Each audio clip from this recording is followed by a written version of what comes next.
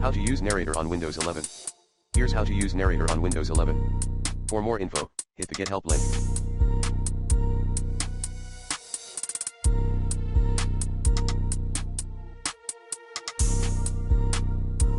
Exiting Narrator.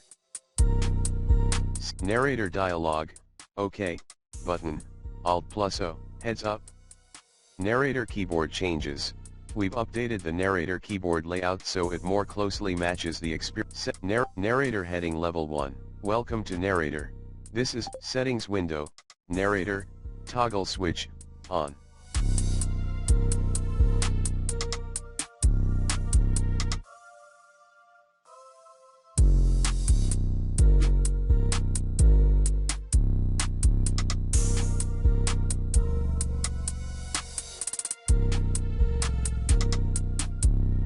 Link, Get Help window. Rate your experience, rating slider, search box, ease of access Narrator in Windows, example, can't install Office, group, top result.